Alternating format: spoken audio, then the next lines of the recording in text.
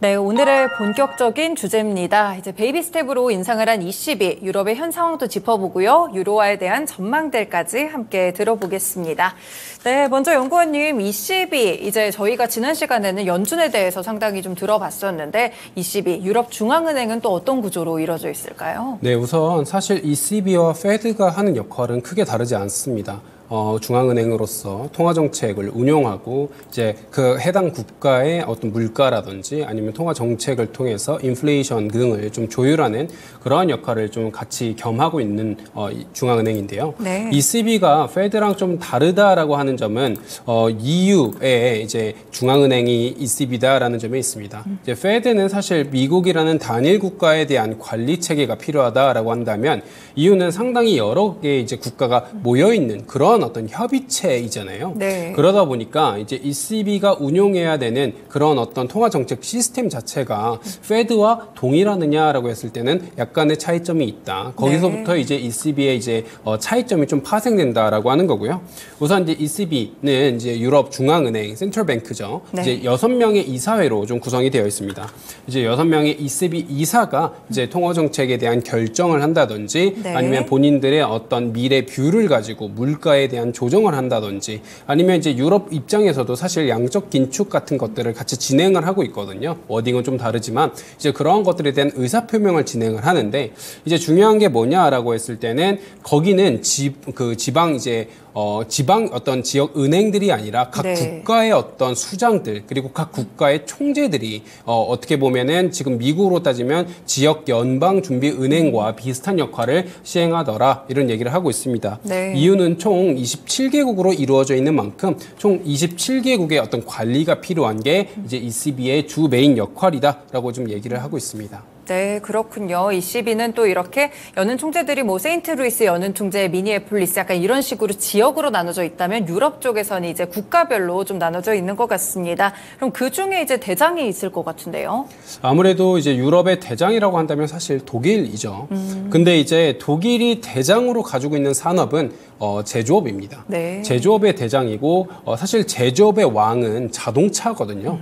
이제 자동차를 판매하는 산업뿐만이 아니라 자동차 이제 세부 부품들까지도 정말 많은 이제 산업과 부가가치가 발생할 수 있는 그러한 제조업이 자동차이고 그거에 강점을 보이고 있는 것이 독일이기 때문에 네. 이제 독일을 중심으로 사실 어떻게 보면은 소비자 물가지수라든지 이런 것들에 대한 운용이 좀 되기는 하지만 네. 엄밀히 독일의 소비자 물가지수와 ECB의 소비자 물가지수는 좀 차이는 당연히 있습니다. 이 격차에 따라서 사실 이것을 어떻게 우리가 컨트롤 하느냐가 EU 입장에서는 핵심 의제예요.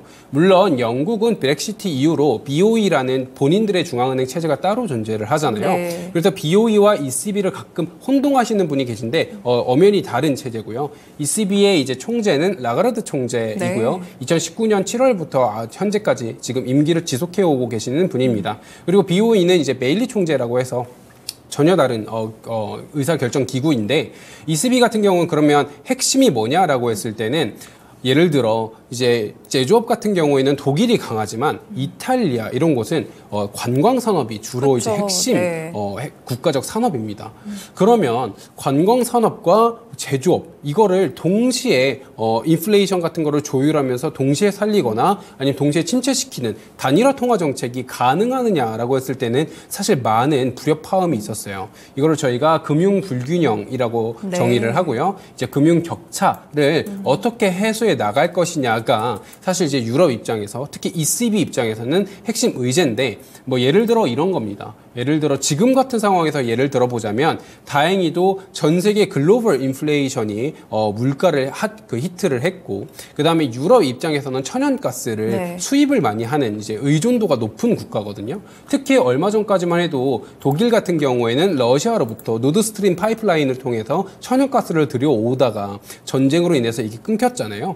그렇기 때문에 에너지가 이제 이끈 물가 상승 압력으로 인해서 이거를 잡기 위한 긴축 그리고 특히 ECB 같은 경우에는 여전히 물가가 높은 수준이기 때문에 네. 이러한 어떤 긴축적인 행보를 지속하고 있고 이거에 따라서 사실 꾸준하게 격차가 나오고 있는 상황입니다. 네. 왜냐라고 했을 땐 제조업이 강한 곳은 독일이에요. 독일이 제조업이 강하다라고 하는 것은 그만큼 부품을 많이 사용한다는 그렇죠. 거고요. 네. 부품을 제조할 때 그만큼 에너지가 많이 들어갑니다. 그렇기 때문에 에너지빨 인플레이션에 가장 큰 타격을 받은 국가 중 하나는 독일이었고요. 그렇죠. 반대로 얘기하면 관광산업이 주 수입원인 국가들 입장에서는 인플레이션 타격이 당연히 있지만 독일만큼은 아닌 거예요. 그 정도는 아니군요. 그렇죠. 그럼 이제 라가르타 총재 입장에서는 고민이 되는 거죠. 나는 어디 국가에 타겟팅을 맞춰서 통화정책을 운용해야 되는가.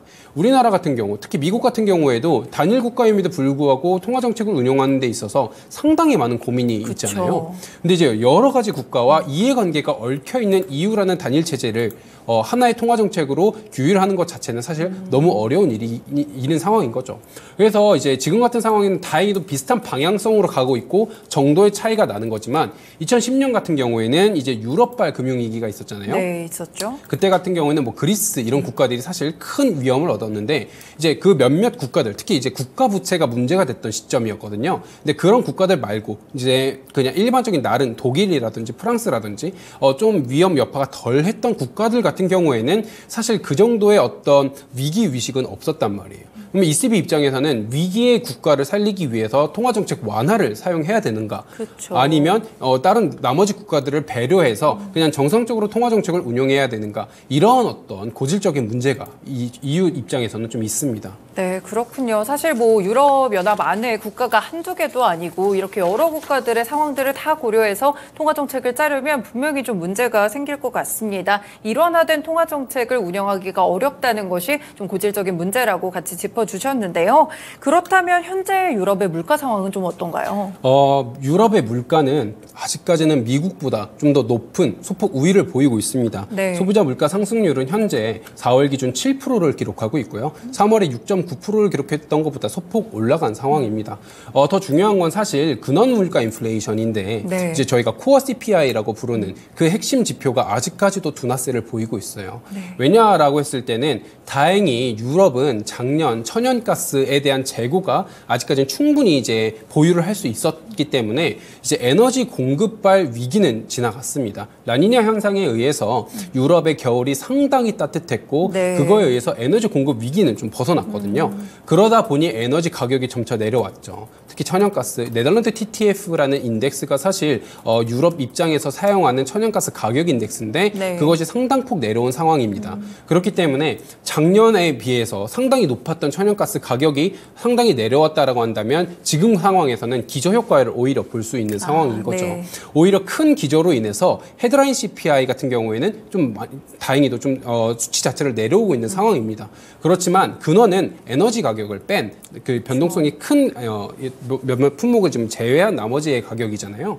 근원 CPI 같은 경우는 아직까지 지지부진한 상황입니다. 결국엔 ECB나 페드나 다 동일하게 근원 CPI를 타겟팅해서 물가를 잡아내는 것이 주 목표이기 때문에 네. 왜냐하면 그 이제 중앙은행 주체들도 알아요. 기저 효과가 끝나고 난 이후에는 어떻게 될까? 그때는 다시 한번 물가가 턴어라운드 될 수도 있지 않은가라는 두려움이 있습니다. 예를 들어 오늘 같은 경우 뉴욕 이제 연은에서 발표를 한 기대 인플레이션 같은 거를 보면은 1년물 기대 인플레이션은 좀 내려왔습니다. 맞아요. 그렇지만 3년물과 5년물 기대 인플레이션은 다시 한번 상승하는 모습을 보였죠. 그러니까 단기적으로는 기저 효과로 인해서 내려오겠지만 지금 긴축적 환경이 과연 이것을 잡아낼 수 있느냐에 대한 고민을 미국도 하고 있는데 네. 근데 미국이 지금은 유럽보다는 한 단계 앞서 나가 있는 상황이거든요. 물가 수준에서 봤을 때는 그렇게 본다면 유럽 역시도 이러한 비슷한 효과로 인해서 꾸준하게 긴축적 행보를 계속 지속하고 있는 상황이 놓여 있다라고 하는 거고요. 다만 긴축적 행보는 지속하지만 이번 ECB에서는 25bp 베이비 맞아요. 스텝을 단행을 했잖아요. 왜 그러냐라고 했을 때는 도이치뱅크 같은 경우 아직까지는 당연히 위기에서는 일단락 됐다라고 하지만 사실은 크레딧 스위스 사태 이에 따른 어떤 영향력을 완전히 제거했다라고 보기는 어렵거든요. 네. 저희가 지방은행 이슈들에 대해서 미국만 사실 언급하지만 미국만의 문제는 아닐 수 있습니다. 유럽 입장에서도 역시 금융 불안에 대한 위기 의식은 동일하게 가지고 있어요. 왜냐하면 미국에서 터지게 된다면 네. 유럽까지도 전이될 수가 있고요. 그 다음에 어떤 은행들의 건전성이라고 했을 땐 과연 도이치뱅크 vs JP모건 어디가 더 신뢰성이 있느냐라고 했을 땐 최종적으로 버텨줄 수 있는 곳은 아무래도 미국 쪽이지 않는가라는 게 지금 시장의 평가이기 때문에 그렇다면 유럽 입장에서도 미국과 비슷한 고민을 하고 있습니다. 네. 우리도 금융 안정에 대한 우려가 여전히 지속하고 있는 상황이다. 그러면 언제까지 긴축적인 통화 정책을 운용할 수 있을 것인가에 대한 고민이 있는 상황에서 25bp를 단행을 했습니다. 아직까지 아까 말씀드렸듯이 7%의 물가 상승률인데도 불구하고 25bp로 한정지었던 거는 저는 사실 저희 한은과 비슷한 생각을 갖고 있지 않은가라고 생각을 합니다. 네. 우선 지금까지 긴축적인 행보를 꾸준하게 진행을 해왔고 이거에 따른 여파가 이제부터 시작될 텐데 저희가 흔히 이제 금리를 인상하면 1년의 레깅을 두고 그 이후에 이제 효과가 발생한다라고 많이 얘기를 하잖아요. 지금 거의 1년 정도 됐거든요. 네. 그럼 앞으로 지켜볼 거는 지금까지 보여왔던 긴축 행보에 대한 실제 시장에 미치는 여파가 어떤가에 대한 효과를 점검하고 그 다음에 우리가 의사결정을 하자라는 게 ECB 라가르도 총재의 일단 생각이지 않은가라고 좀 보고 있는 상황입니다. 네, 그렇군요. 그래서 이제 빅스텝을 꾸준하게 단행을 하다가 이번에는 베이비 스텝으로 진행을 했던 것 같습니다. 그렇다면 유럽도 아무래도 이제 인플레이션 고려하는 것도 중요하지만 경기 둔화나 이런 부분들도 놓을 수는 없잖아요. 지금 유럽의 경기 상황은 어떤가요? 네, 이것도 비슷한 결에서 사실 말씀드리기 위해서 가져온 주제 중에 하나인데요. 네. 아까 말씀드렸듯이 금융 불안만 가지고는 이거에 대한 대처를 위해서 우리가 긴축 속도를 낮추자라고 이론적으로 생각하지 않습니다. 그렇죠. 이런 어떤 긴축 속도에 대한 둔화의 개연성을 높이기 위해서는 우리가 경기 둔화에 대한 시그널을 관찰할 수 있느냐를 좀 살펴봐야 되는데 이제 어제 같은 경우에는 핵심 지표 하나가 좀 발표가 됐죠. 독일, 아까 말씀드렸듯 제조업의 왕인데 네. 거기에 이제 산업 생산 지수가 좀 발표가 됐습니다. 마이너스 3.7%로 이제 기록이 되었거든요. 그만큼 우리가 예상했던 것보다 훨씬 낮은 수치의 수치가 발표가 된 거예요. 근데 이제 산업 생산이 어떤 게 중요하냐라고 했을 땐 산업 생산은 일종의 이 미래의 어떤 소비에 있어서의 선행 지표로서 역할을 할 수 있습니다. 네. 우선 생산이 되고 재고가 쌓여야 그거에 따른 판매를 일으킬 수 있잖아요. 그렇기 때문에 산업 생산이 위축되었다라고 했을 때는 우리가 이거를 어떤 측면에서 봐야 할까라고 했을 땐 특히 주목해야 되는 점은 자동차, 그리고 이제 부품, 그 다음에 건설 생산, 그리고 에너지 집약 산업 이런 부분들이 촉히 이제 좀 두드러지는 마이너스 퍼센테이지를 좀 보였거든요. 네. 이런 어떤 세부 항목을 봤을 때는 산업 생산이 마이너스를 보였고, 그 다음에 그럼 실질 지표가 아니고 우리 투자 심리는 좀 어떻게 진행이 되고 있느냐를 봤을 땐 센틱스 투자자 신뢰 지수라는 게 존재를 하는데 네. 그것 역시 큰 폭 마이너스를 좀 기록을 했습니다. 그러니까 사실 올해 초까지만 해도 유럽은 어떤 상황이었냐면 생각보다 유럽 경기가 괜찮다. 네. 우리가 에너지 공급 이슈를 좀 벗어나고 난 이후에는 오히려 우리의 경기는 괜찮지 않을까라는 어떤 지표가 나왔습니다. 센틱스도 그렇고요. 그렇기 때문에 유럽은 아직까지는 다행히 본인들을 좀 자신 있게 미국보다도 더 긴축적 의지를 강조해 왔는데 네. 지금 와서 봤을 땐 특히 3월이 핵심이거든요. 왜냐하면 3월 같은 경우가 이제 금융 불안 위기가 같이 놓여 있었기 때문에 이런 거를 버틸 만한 어떤 체력을 경기가 가지고 있느냐를 확인하는 게 맹점입니다. 근데 실질 지표라든지 투자자 심리 지수 같은 것들이 점차 좀 둔화세를 보이고 있는 상황이고 그렇다면 침체냐라고 했을 땐 아직 침체까지는 아니고 네. 경기 둔화다라고 우선은 보고 있는 상황이고요. 침체라고 했을 때는 ECB는 베이비 스텝 같은 것들을 더 이상 단행하지 못합니다. 오히려 큰 폭의 금리 인하까지도 고려해야 되는 상황이 놓여질 텐데 사실 아직까지 그 정도 단계까지는 와 있지 않다라고 네. ECB가 판단을 하고 있는 상황이고요. 그렇기 때문에 정리를 좀 해보자면 유럽 입장에서 특히 이제 독일을 중심으로 산업 생산이 마이너스를 보이기 시작했고 그것이 결국에는 소비의 위축, 경기의 활성화 둔화로 좀 이어질 수 있는 상황 속에서 과연 그 여파가 어디까지 미칠 것이냐를 ECB 입장에서는 좀 점검할 필요가 있겠다. 이런 어떤 사고 흐름 속에서 나온 게 25bp에 대한 금리 인상이다라고 볼 수 있는 상황이고요. 좀 마지막으로 한 가지만 더 말씀을 드리자면 네. 이렇게 됐을 때 그럼 유로화에 대한 상황은 그렇죠. 어떻게 좀 진행을 해야 되느냐라고 말씀을 드려야 되는데 항상 제가 말씀드리지만 유로화는 달러의 대체, 그러니까 이제 유로 달러라고 저희가 부르잖아요. 그러니까 유로와 강세만을 보는 게 아니라 달러에 비해서 또는 다른 통화에 비해서 어떤 가치를 가지고 있느냐를 좀 봐야 되는 상황이고요. 네. 이제 메이저 통화가 당연히 달러이기 때문에 달러와 좀 비교를 해보자면 아까도 말씀드렸듯이 ECB는 다행히 페드보다는 조금 더 긴축적인 행보를 지속할 가능성이 아직은 높습니다. 네. 그렇기 때문에 실제로 이제 미국 입장에서는 이후의 통화 정책에서 동결 가능성이 높다라고 지금 시장이 평가하고 있는 상황이지만 반대로 ECB는 동결이냐 25bp냐를 두고 이거에 대한 컨센서스가 확정되지 않은 상황이거든요. 네. 그리고 이제 긴축에 대한 가속도는 당연히 점차 줄이겠지만 긴축 행보는 여전히 지속할 거다라는 게 ECB 통화정책위원들의 어떤 의지이기 때문에 네. 그렇게 된다면 당분간 상황에서는 이제 ECB와 페드의 통화정책 다이버전스가 어느 정도는 확보될 수 있을 거다.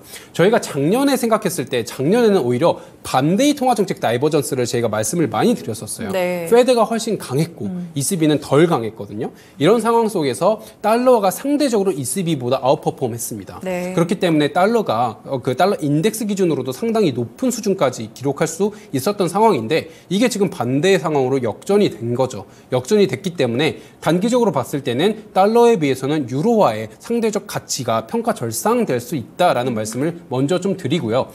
이거에 따른 어떤 다이버전스가 그럼 언제까지 지속될 거냐라고 했을 땐 저는 장기화되진 않을 거다. 한 몇 달 정도만 지속되고 그 네. 이후에는 축소될 개연성이 있다라고 말씀을 드립니다. 그 이유는 아까 말씀드렸다시피 경기 침체냐 둔화냐는 사실 미국만의 문제가 아니다라는 말씀을 같이 드리고 ECB 역시도 이거에 따른 우려를 같이 한번 겸하고 있기 때문에 얘네들이 언제까지도 본인들의 통화정책에 대한 어떤 긴축 정도를 유지할 수 있느냐는 사실 ECB가 정하는 게 아니고 물가가 정하는 게 아닐 수 있다. 경기의 흐름에 따라서 정해질 수 있다. 그렇기 때문에 둘 다 미국과 유럽 둘 다 동일한 의제를 가지고 우리들이 긴축적인 통화 정책을 운영하는 게 이제는 좀 어려울 수 있겠다라고 판단하는 그 시점에는 이 다이버전스가 축소될 수 있고 그 상황에서는 유로화가 상대적으로 보였던 아웃퍼폼이 조금은 상쇄될 수 있을 거다. 이 정도로 좀 정리를 드릴 수 있을 것 같습니다. 네, 말씀을 조금 더 들어보고 싶은데 시간이 여의치가 않네요. 네, 유럽과 관련된 물가 상황과 경기에 대한 이야기 함께 들어봤습니다. 고맙습니다. 네, 감사합니다.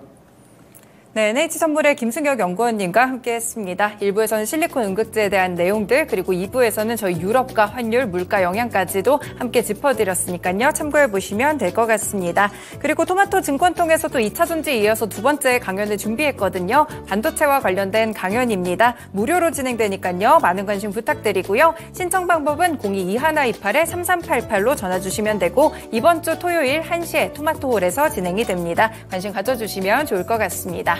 지금까지 다양한 투자 판단에 도움이 되는 말씀들 전해드렸습니다. 특정 종목의 상승과 하락을 보장하지는 않는다는 점 기억해주세요. 토마토랜드 2.0 여기서 마칩니다. 고맙습니다.